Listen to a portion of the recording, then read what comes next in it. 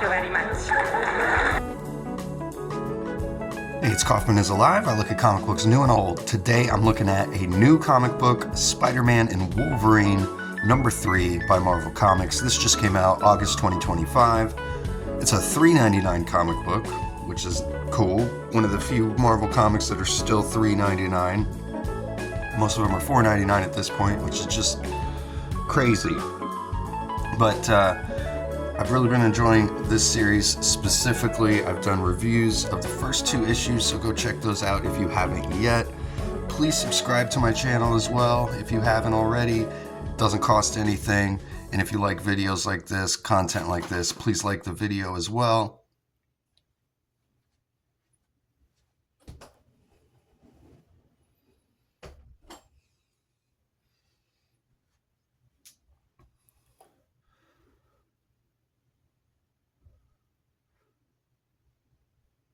All right, now on my last review of issue number 2, I got the main cover, which is by the artist Kari Andrews. And why would you ever want to get a variant cover when you got Kari Andrews doing the artwork?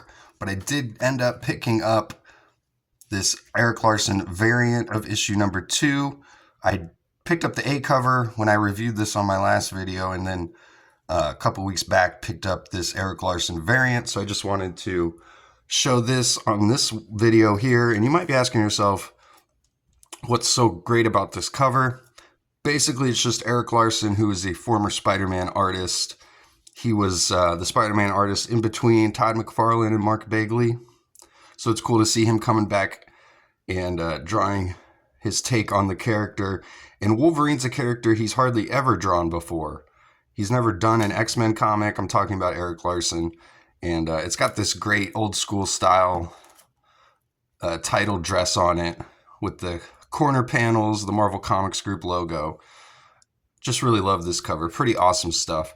And Larsen, he used to draw Wolverine. The few times that he did, looked a lot like the Art Adams Wolverine. This one's looking more like a Frank Miller style Wolverine. So just a cool variant cover. But again, why would you want to get a variant cover when you got Kari Andrews doing the artwork here? One of the best artists at Marvel or DC right now, if you ask me. This issue has got kind of a throwback feel to it with Spider-Man and Wolverine in their 80s costumes here. But that's pretty awesome to see. I really kind of love both these. These are kind of my favorite looks of both of these characters, really. But we got Mark Guggenheim writing. Brian Rebar is the colorist. And got Travis Lanham doing the letters here. Very dark issue, though. Even all the panels and pages are all in black here. We get to see Kari Andrews draw all these dinosaurs here, which is really cool. I'd say the biggest criticism I have of this series is just the plot. Not a real great plot, and a lot of it doesn't make a whole lot of sense. It's kind of a mystery box plot that we have going on here. Both Wolverine and Spider-Man have been sent to the Savage Land here. They don't really know why or how it happened. He's got these, both of them have these little bracelets on their wrists. You don't even notice them throughout the book. They're barely there. You can barely see it there on their right hand. And it almost seems like in some panels it's not even drawn. But when you look back and kind of find these bracelets, and then at the end of the issue, they get teleported away. So apparently these bracelets are like these teleporters here. So that's how they got sent here, but you don't know that until the end of the book here. Great splash page here with Spider-Man swinging away from a giant T-Rex. But this also feels pretty similar to some stuff we've seen in some recent Wolverine books, or even in Ultimate Spider-Man, where Spider-Man and Harry got sent to the Savage Land and they were being hunted by Kraven. And that's exactly what happens in this issue as well. So for some reason, there seems to be all these plot threads from these different Wolverine and Spider-Man books that just seem to be reused from series to series. I could name like 3 or 4 different plots that have been seem to be used at least twice in the past year involving Spider-Man and Wolverine. But again, the plot here is just super thin. It doesn't make a whole lot of sense either that Wolverine would just stab Spider-Man right through the guts like he did. Here they show it here in one panel in kind of a flashback to try and get Spider-Man just to shut up because Spider-Man was obsessed after he found out that Wolverine possibly killed Spider-Man's parents. And so Wolverine stabs Spider-Man right through the gut. So this whole issue, Spider-Man's grabbing his gut. And it kind of makes Wolverine look like a dick for doing that. And it also makes his claws seem weaker than they probably should be. The fact that Wolverine just stabs Spider-Man right through the gut and Spider-Man's still just walking around almost like nothing happened. Pretty much still doing Spider-Man things. And he's still just teaming up with Wolverine. It's just very weird. This plot, how I really like the first 2 issues.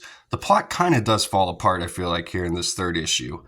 But it's still a lot of fun, and I do love the artwork. You just can't think about it too hard, I feel like, unfortunately.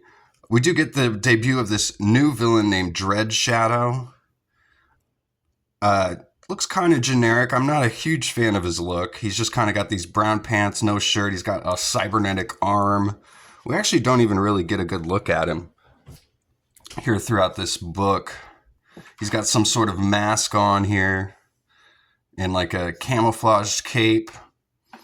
And he's got Kraven working for him as well. I don't know what happens here in this page. This is kind of confusing. Spider-Man's, I guess, up above. He puts together some, I don't know, weapons and throws them down, and he tells Wolverine to get out of the way. We see the Dread Shadow looking up here, and Wolverine just says, "Nice work," and then he attacks Kraven. So I don't even know what exactly happened there to Dread Shadow. So Spider-Man, they kind of separate, and Spider-Man's looking, I guess, for their base here, and he finds the base and all these other guys, along with Kraven, these female mercenaries. They're not guys. But Spider-Man plays dead here. And Wolverine returns with all these dinosaurs to help attack the mercenaries. So Spider-Man plays dead. He's able to get the jump on him. And then Kraven presses this button to teleport them away right when they're about to take out this entire group. And he teleports them apparently to China here. And this is kind of a funny ending to the book, but just comes out of nowhere. I love this Dr. Octopus splash page. But he's like, "The Spider, the Wolverine, welcome to China." But it's kind of weird because he's talking to Spider-Man and Wolverine, but he's way up here and they're way down here, just teleporting in.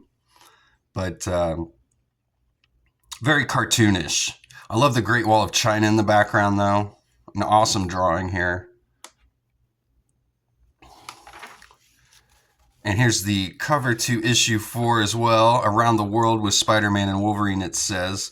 So I do like the fact that this series seems like it's going to be kind of a villain of the week type of a story, or at least they may be in different settings in each issue, which is cool. My main criticism of the Wolverine Deadpool book is just that they've been doing the same plot for 7 or 8 issues.